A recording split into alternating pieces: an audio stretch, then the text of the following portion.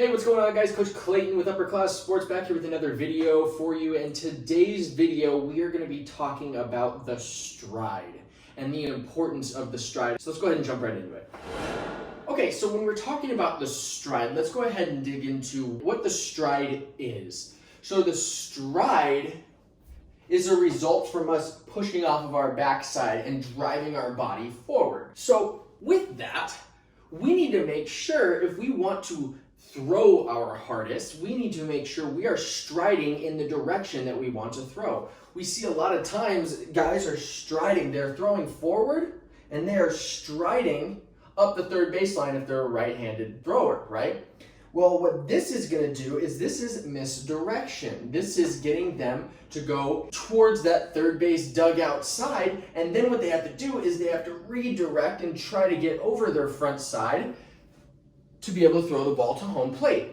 And so what this is going to cause is this is going to cause the hips to not be able to clear. This is going to cause a big rotational movement from the upper body, that front side yanking, right? And then now our arm is either going to drag or it's going to pull.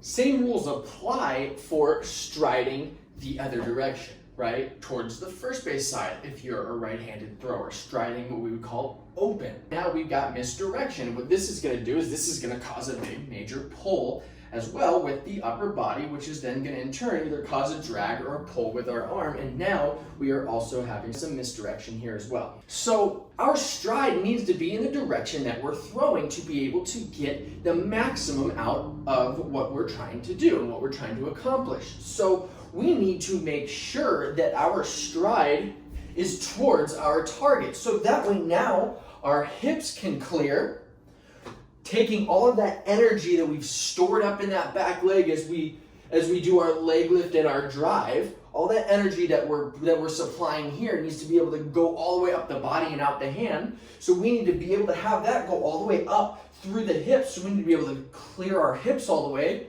so that way we can then put all that energy out into the baseball, right? So we need to make sure that our stride is straight. Some people say, well, there's guys in the big leagues who stride across their body.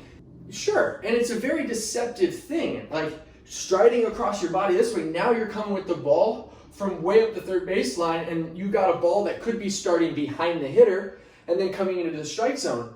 But that is not the most efficient way to pitch to get everything out of your mechanics, right? And so guys who want to throw hard, guys who want to be as accurate as possible, well, the fastest road to do that is to do things mechanically sound. And this just isn't mechanically sound. Some guys are just blessed. God has given them an ability to be able to do something that a lot of us aren't able to do. So the most efficient way to get the most out of our body and the most velocity is to make sure we are striding in the direction that we want to go. So what else do we know about the stride? We know that the stride is also a timing mechanism, right? So the stride, once that foot gets down, we know that our arm has to be in this position, right?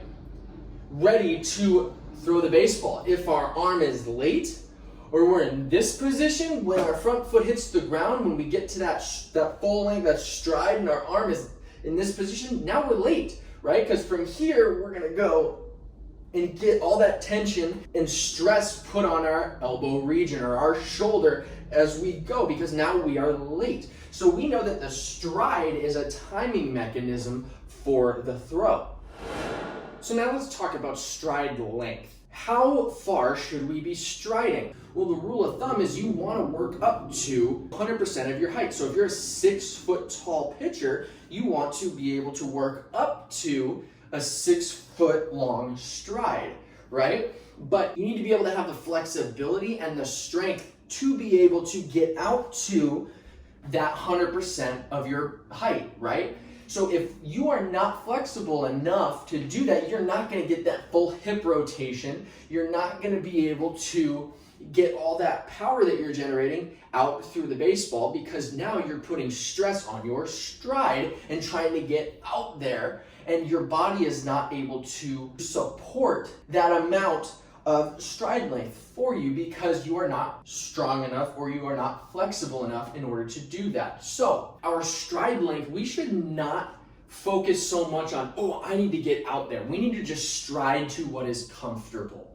So we are driving off of that back leg, and we should let our foot get down where it gets down. Let's not try to, oh, I'm only striding 5.5 feet. I gotta try to get it to 6 feet, right? Let's not try to overdo it, because now we are going to potentially harm to ourselves because we're trying to overextend ourselves and maybe put ourselves in a position to where we can get hurt. So in terms of how far should you stride to comfort, our goal is to work up to 100% of our height. So there you go, guys. We talked a lot about stride today. If you guys found this video helpful, please go ahead and give it a thumbs up. And don't forget to comment down below and let me know if you learned anything new from this video. And don't forget to hit that subscribe button and turn on those bell notifications so that way you're notified every single time we drop a video. Thanks, guys, and we'll see you real soon.